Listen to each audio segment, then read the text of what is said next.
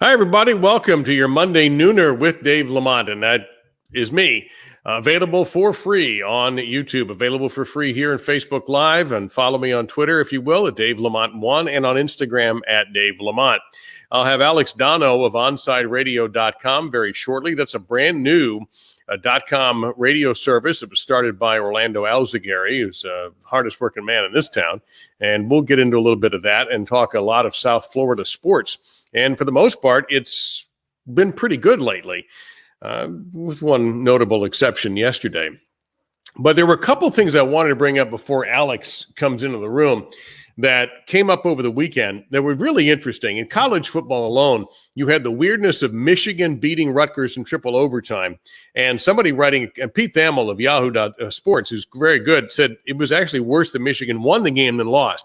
I politely and respectfully disagree.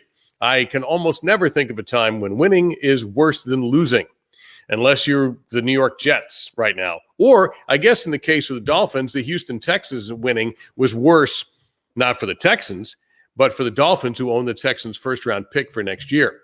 But in general, I'd rather win. Yeah, I know Michigan football is clearly in tatters. At least they have 2 wins, which is 200% more than Penn State. That one I can't quite figure out.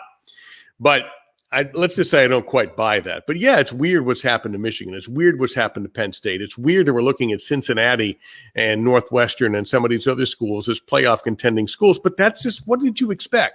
Did you really think we were going to have an especially normal year? Yeah, I didn't think so either. So live with it. It's okay. I looked at the favorites for the playoff is still Alabama, Ohio State, Clemson, or Notre Dame. It's the usuals, you know. I think Notre Dame, actually, if they just run it out and take care of business in the ACC title game, how are you going to keep them out? You can't. It's impossible. The other thing that came up, and this is with college basketball starting, hopefully, this week. You got some teams playing games Wednesday. I know Texas Tech is playing Wednesday against a team from the Southland Conference. You had the folks at Auburn threw up their hands and said, yeah, we're guilty, so here's what we're going to do. We're going to put ourselves in the corner and call a timeout on ourselves and not accept any postseason bids in 2021. Now, first off, the fact that Auburn was doing something improper is the worst kept secret in college basketball. This discussion was going on last year. And ever since the FBI got involved and the NCAA got involved, and it was all about Bruce Pearl, and all of a sudden Auburn went from being an extraordinarily mediocre basketball school to a really good basketball school in no time at all. Now, I've never dealt with Bruce Pearl. I understand he's a charming son of a gun. And he worked at ESPN for a little bit, but he's up in the studio for the most part. I'm on the road, so our paths never crossed. But he doesn't have the best reputation for going by the book. He didn't at Tennessee, and it cost him his job. And he doesn't at Auburn, and I don't know whether it's going to cost him his job there or not. But they took the old, hey, we're going to punish ourselves and knock ourselves out of the postseason route, so don't you worry. That'll show us. That may not be enough. And remember that UM went that route with football in the mid-'90s a couple of times, punishing themselves for violations and trying in a way, and I've mentioned this term to you before, it's something my father desperately tried to teach me, called preventative medicine, which doesn't mean watching your diet and getting 8 hours of sleep. It means don't do something stupid that's going to backfire on you. Don't get in that position in the first place. He would tell me this all the time when I was about to go into my 589th argument of the year with my mother, who I battle all the time verbally. And my dad was a quieter of the three of us, the quietest of the three of us. And he was like, don't get in that position. Well, you don't cheat. Then you don't have to worry about getting caught. So I'll be sure. But I think there's more coming to Auburn. I really do. I don't think they're just going to be able to go. Now, here's the other thing that has been cynically pointed out. Auburn was going to take a downturn this year. They lost about everybody on the planet Earth from a very good team a year ago. So there was a decent chance that, assuming we have a semi-normal college basketball season and we do have an NCAA tournament, then they were going to go anyway. Maybe the NIT. Now we don't have to worry about it. But I don't think that's going to be enough. And I'm not even sure that I'm 100% on board with this self-sacrifice thing. But it does admit guilt. It does admit you've messed up. And it's some effort to try to tamp down really what it is. It's less an admission of a guilt than it is admission of, holy crap, please don't beat us and destroy our program. We'll take some punishment now. Look, it's like punching yourself in the face and saying, look, I'm okay now. That's not going to be enough. The other strange thing, coaches, highly successful coaches, sometimes develop a God complex. See Saban, Nick, and others who believe they are beyond untouchable in all ways of life. Some coaches are relatively down-to-earth people. There are a few who kind of understand that they're not all that, and they don't walk around that way. But there's a few that get the inflated ego and the huge personality and the feeling that whatever they say carries 500 pounds of weight. Now, when I say Saban, he does have the God complex because of the way he has treated people over the years. There are still people in that Dolphins office down there who have heard stories of people that he released for doing minor things like talking to him. Now, at Alabama, you're not hearing that as much. Maybe he's changed a little bit. I'm talking, of course, about Dabo Swinney. Now, I have dealt with Dabo. When they were on the way up, his hiring was mildly controversial. They got rid of Tommy Bowden in the middle of the season. The AD made a decision to go with a pretty unknown assistant coach. Well, it's worked out. To say that he's done a splendid job at Clemson isn't funny. If he walks away from the game right now, he's in the Hall of Fame as a coach and deserves to be. But lately, he's had a penchant for saying things that are extraordinarily arrogant. He has, of course, the right to say them. And the latest is accusing the Florida State administration of ducking Clemson in this whole last minute. 9 o'clock in the morning on a 12 Eastern time game, they're canceling or postponing Clemson, Florida State. Okay? They're loading the buses at the team hotel for Clemson. So, is that fair to them? Well, according to the COVID protocols, yes. But I understand his frustration. I understand his players' frustration. It was a Clemson player who had tested positive, didn't have big-time symptoms, thankfully. But still, Dabo comes out and says, well, I don't think it's the players or the coaches, but the administration didn't want to play this game. Now, there's still a chance this game will be played. And he's like, well, you know what? You want to play, come to Clemson. We're not, or pay our expenses. Well, Florida State just laid off 20 people in the athletic department. And, right? So I don't know if they're going to be paying your expenses. And I don't know if they're going to be traveling to Clemson. I think they're going to have to do what the ACC tells them to do. But that's just too much. It just lacks perspective. And sometimes coaches have zero perspective. They know so little about what's going on in the real world when they're coaching that there are essentially, for a lot of coaches, two people in one body. There's the off-season coach, who's generally a more relaxed, approachable, nicer person. And there's the in-season coach, who doesn't even know what color shoes he has on that day. That's how these guys function. It works, and it's worked for Dabo, but he seems to have changed a bit. He seems to be embracing a God complex, how popular he is in that area and in most of the state of South Carolina. Not all of it, of course. The South Carolina fans detest him, I'm sure. He can be a delightful personality. I have never had a problem with him. I'll tell you that right up front. He's never treated me badly. I've never had an argument with him, a disagreement. I've never felt unwelcome there. So going by personal experience, he's okay by me. But every once in a while, some of his comments seem insensitive and not looking at things from another side, accusing an administration of essentially tanking a game. That doesn't make sense. Yeah, I know he's mad, and I would be frustrated too. You make the effort, and in this day, when you're monitoring every breathing person who walks in, even the dead ones, you're monitoring all of them. So what happened? I get it. It is frustrating, but just try to have a little perspective. Okay, Dabs, we good? All right.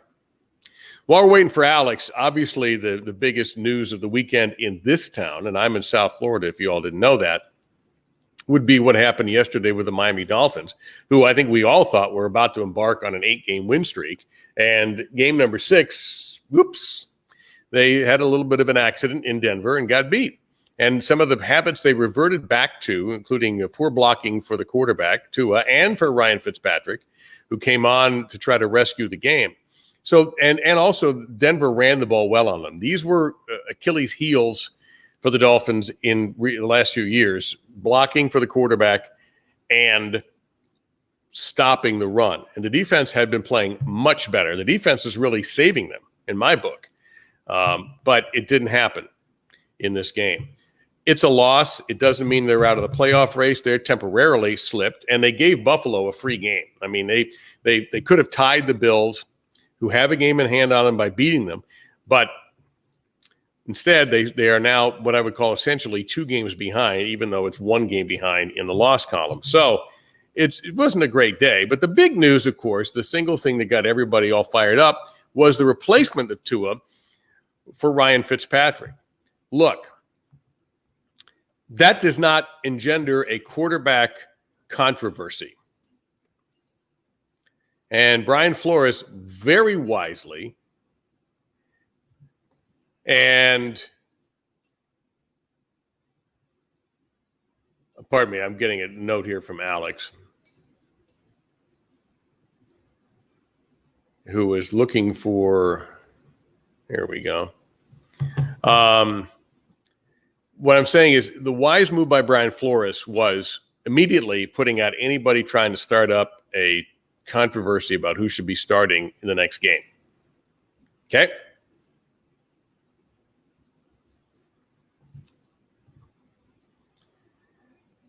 And again, hang on. This is what happens when you produce your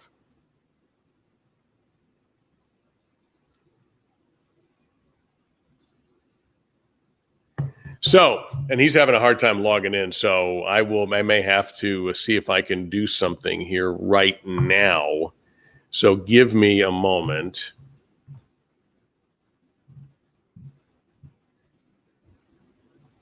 And I just re-invited him back in. Again, I am the producer. I am the stage manager, statistician, and alleged talent. So sometimes when you have to wing it, you got to wing it. So hopefully he'll be able to, the link I sent him will be the accurate one and we'll be all good.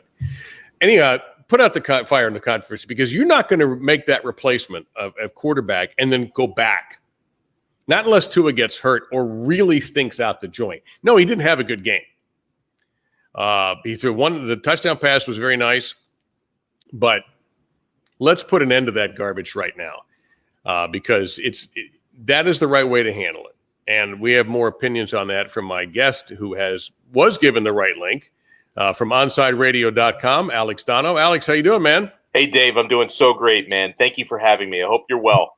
I am. Thank you, and thank you for joining me. So let's get to the number one topic in South Florida. What the hell happened in Nashville Friday night to Inter Miami CF? Well, there are a lot of things you can look at. I'm not going to focus on the low-hanging fruit. The easy take would be, hey, Gonzalo Higuain was out, Leandro Gonzalez-Perez was out. You know, you get that news in a week where you're trying to prepare for your first ever playoff game. I still think the guys who did take the field on Friday night did not do well enough. I think the head coach who put them on the field could have done better.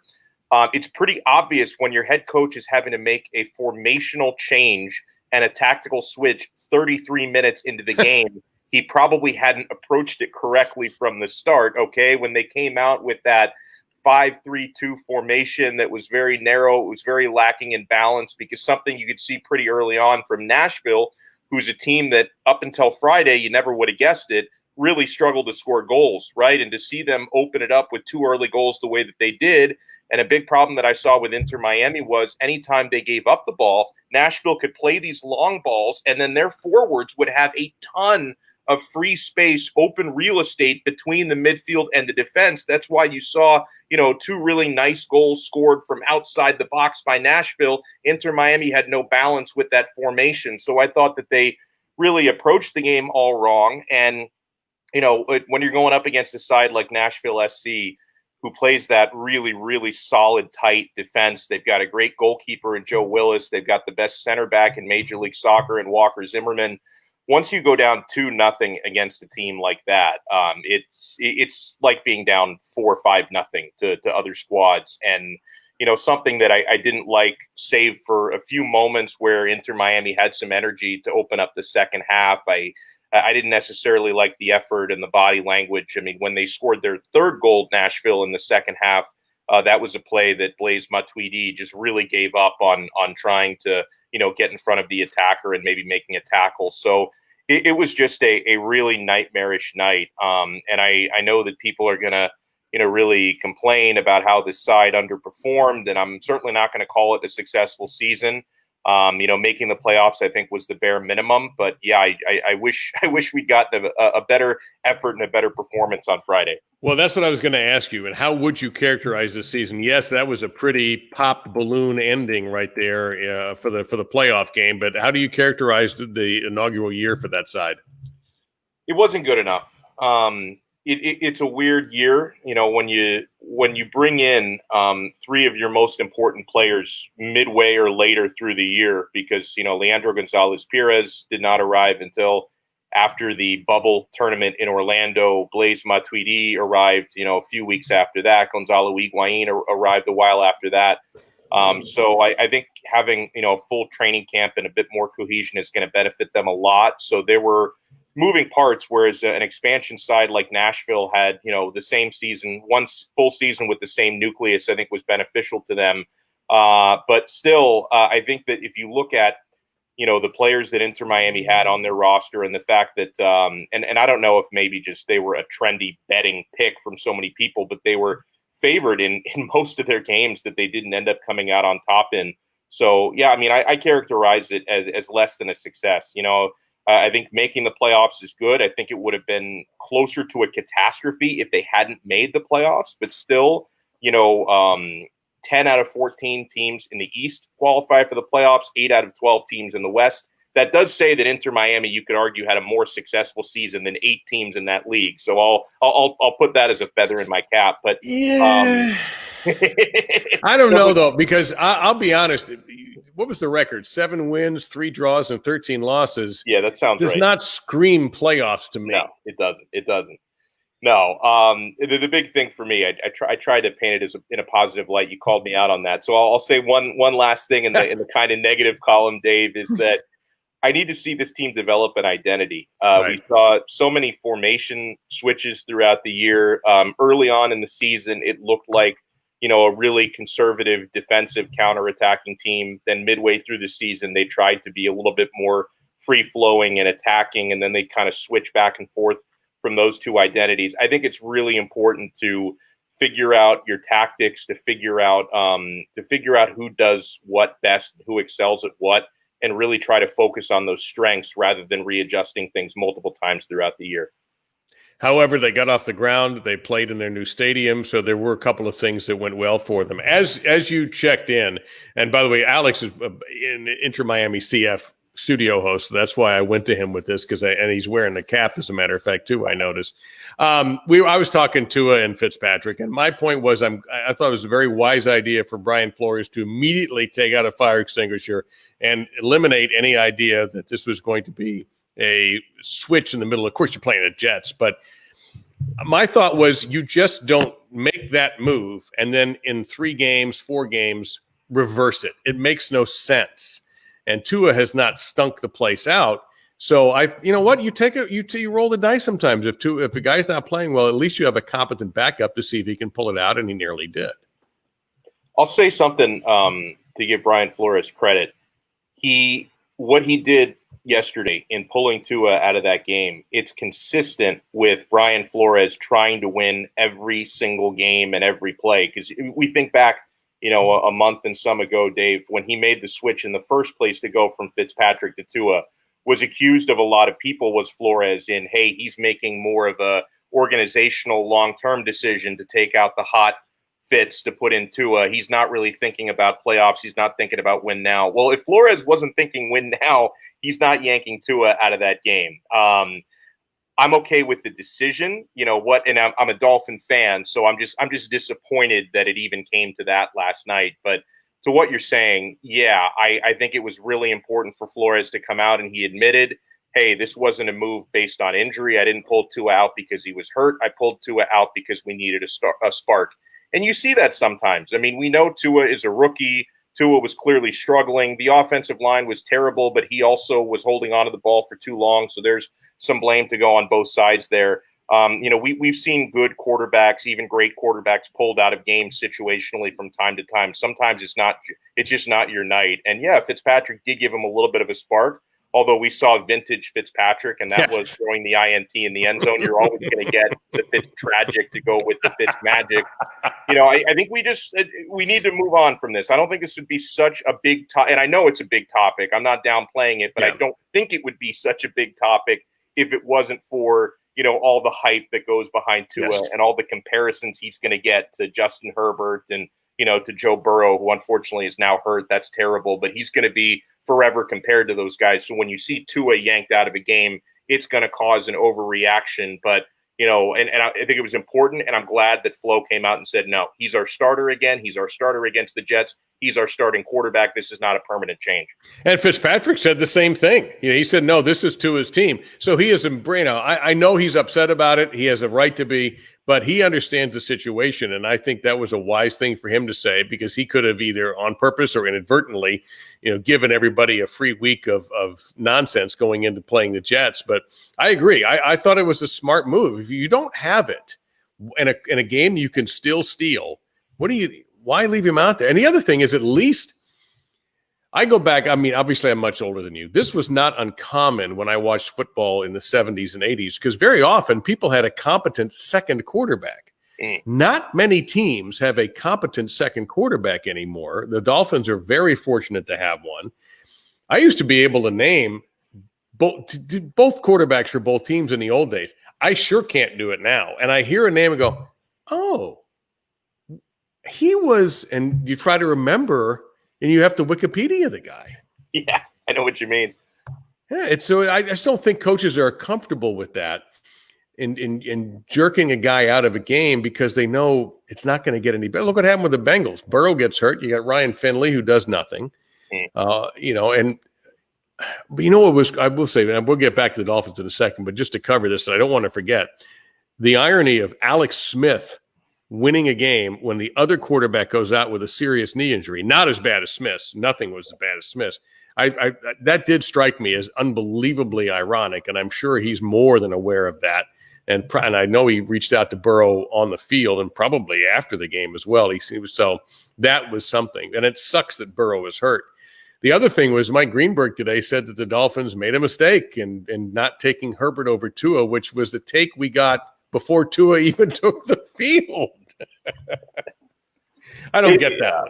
No, it was crazy. And listen, I understand going for clicks and selling opinions and all that. And the crazy thing about it, and listen, I respect what Greenberg is doing. I think we all know what he's doing there, because the bottom line is, a week from now, if Tua lights up the Jets, he can just go on that show, Get Up, and just talk about how, oh no, Tua's been great all along. I've been singing his praises, and not enough people are going to remember, right? You feel like the whole hot take theater that ESPN has become from First Take on down is that these guys can just contradict themselves week after week after week, and very few people will actually call them out on it.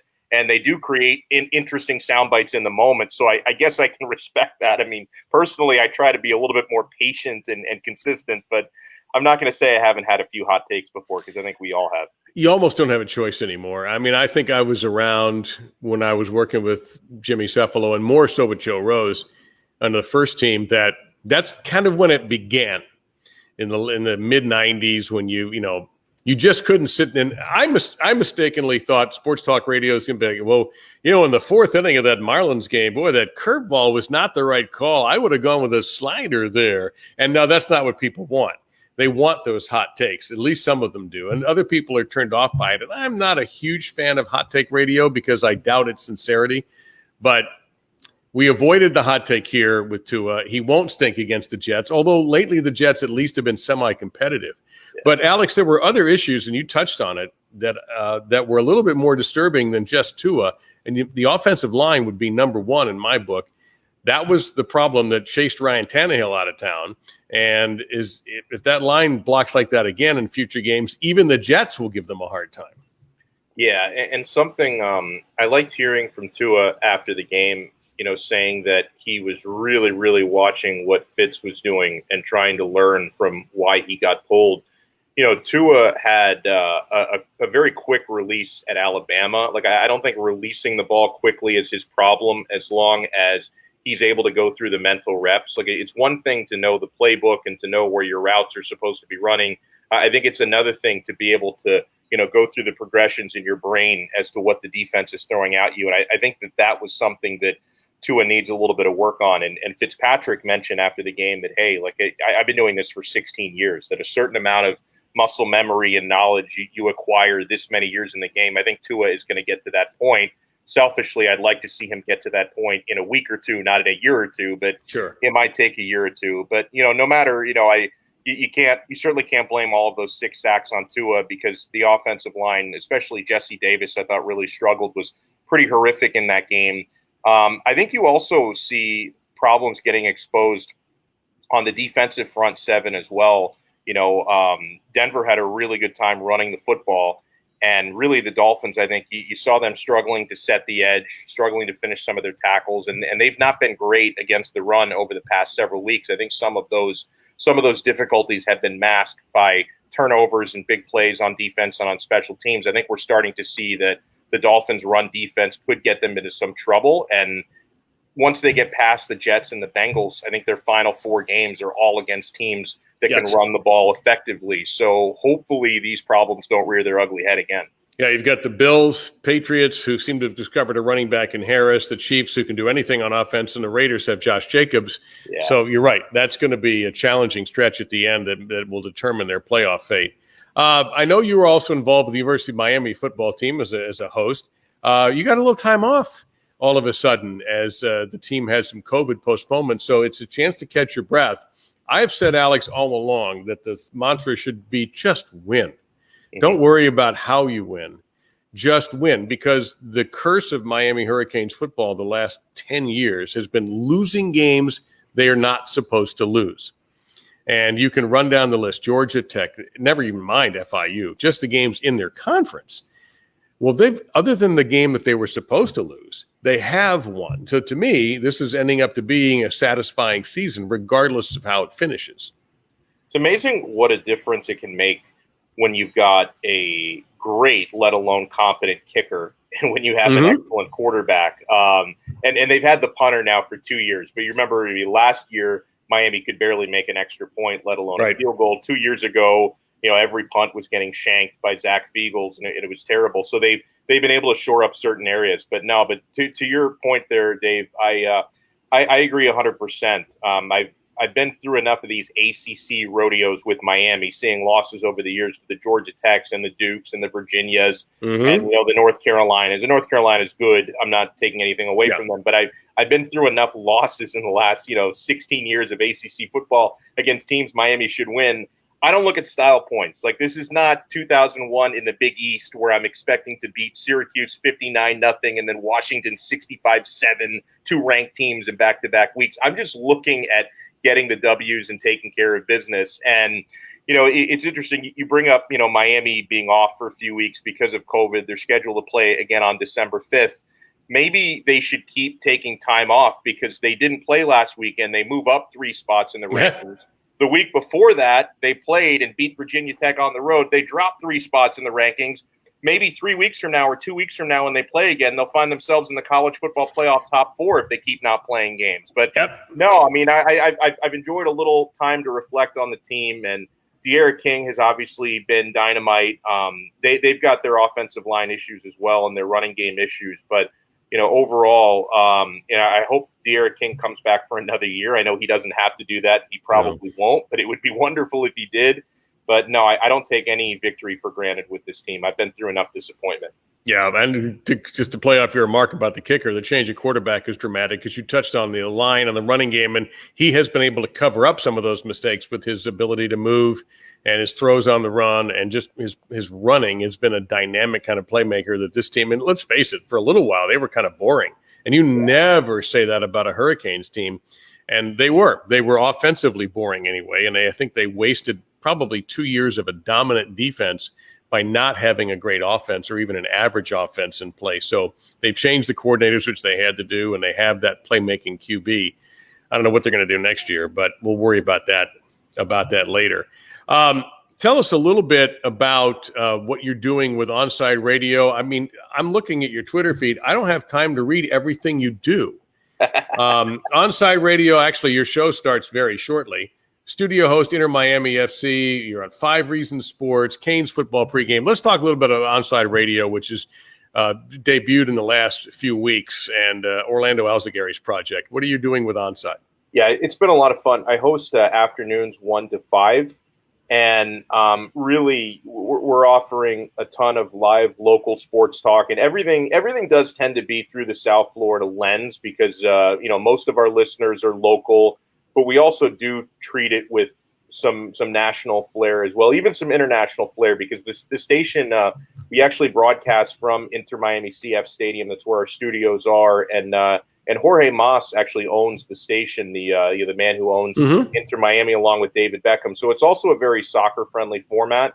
I mean, I go on the air in about a half hour. I'm going to lead off with Dolphins. Like, I'm certainly going to talk a lot of Dolphins in this Tua situation. But no, we're certainly going to reflect on the Inter Miami CF loss and look back on the season, talk some about the Hurricanes as we have time to reflect. So, yeah, I come live every 1 to 5 p.m. on Man of the Match is the name of my show. And we got a solid lineup. I mean, your old pal Toast is now on in the morning, 6 to 8.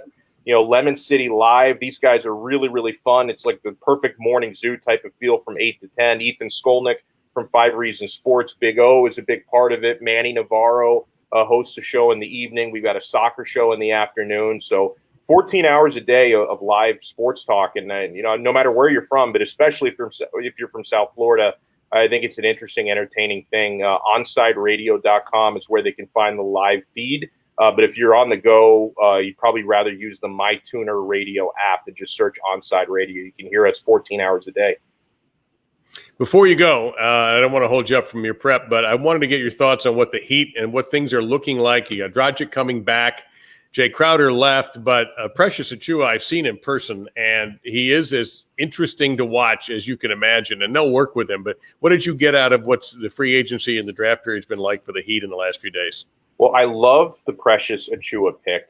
And as far as free agency and trade season has gone, they didn't do anything really sexy, and I'm fine with that because they're maintaining their flexibility under the cap for 2021, right? And I'm not going to be, counting out the Giannis Antetokounmpo hopes that I have, or even a Bradley Beal hope if he's like option 1B.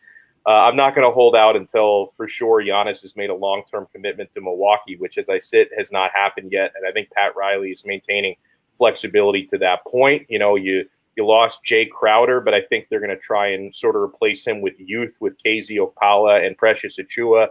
I think are going to be the long-term fill-ins there. I'm really happy about keeping Goran Dragic. I don't take that for granted, even though a lot of people, don't consider that a new move because he was a guy that was already here. No, but they were better with him on the floor. Yes. Period. Just, absolutely. and I don't think anybody can dispute that. Yeah, and the Myers-Leonard deal, I know people are complaining about that. It's not really a 2-year deal. It's the second year is a team option. So again, $9.5 million for a guy that I think Jimmy Butler and Pat Riley really like, but they don't have to hold on to him more than one season. So, Yeah, overall, I'm happy. I mean, it wasn't a blockbuster type of off No. season, but I don't think they need that right now. And I mean, it's going to be an exciting season, but the blockbusters are all coming next year. And I think Avery Bradley is a nice move. There's nothing, and you mentioned not sexy, but very intelligent and very friendly financially. I think it's 2 years and under 12 million. And I like what he's going to bring to the team, a defensive mindset. And no, I thought that was a wise decision, and I'm glad he signed. Same here. Yeah. So, and Mo Harkless was added as well. So no, it was a solid off season. Like I was listening to my buddy, Ethan Skolnick. He was doing his show this morning, and he gave them a solid B. And I think that's fair. I was somewhere in the B- B range, and hey, making a big time move would have gotten them in the A range. But I think going with the solid B is the smart, conscientious approach from Pat Riley, especially without a front runner in the East. Still, I'm not sure if the Tampa Raptors are going to get it done this year or not, or the Celtics. The Celtics are making some big changes, so we'll see. Alex, I know your show's going to start here shortly. I really appreciate you taking the time right before you go on the air to kind of rehearse. Yeah, no, I appreciate that. It's nice to be able to do a dress instead of reading some notes. It's nice to do a dress rehearsal. Well, congratulations on your successes and with Onsite Radio, and I'd love to have the Big O on, but he's on right now. Oh, so right. I can't interrupt that. But please give everybody there my best, and we'll talk again. Thank you so much, Dave. It's so nice to see you. Thank you, man. You too, Alex. Thank you Have a very good much. Thanksgiving. Yeah, thank you. You too. And that will do it for today's Nooner. Just to know, there will be no Friday Nooner. I'm going to go ahead and take that day off. Going to spend some family time. And try to appreciate what this unusual year has been. And certainly doing these shows has been an absolute blessing for me. Your support has been an absolute blessing for me. At times this has been a wild year, not always the best kind of wild. Other times it has been enormously gratifying. And I guess that's every year when you think about it. Yes, some years are better than others, and we are dealing in circumstances we never in our lives thought we were going to ever have to deal with. But we've tried to make the most of it. Again, my thanks to Alex. My thanks to you. Please have a safe Thanksgiving. Hopefully you can spend it with some people you love. If you can't, I understand their sacrifices. This has been a year we've been asked to do things we're not normally asked to ever do. And I am fortunate that I'll be with some family. I am very fortunate to have a loving family, and I am very, very thankful for that. And I hope you have that same situation. And if you don't, I hope it gets better for you. Thanks again, and I'll throw this up on YouTube in a few minutes. I will talk to you probably next week, unless something really interesting happens today or tomorrow. Have a wonderful Thanksgiving. Thank you so much.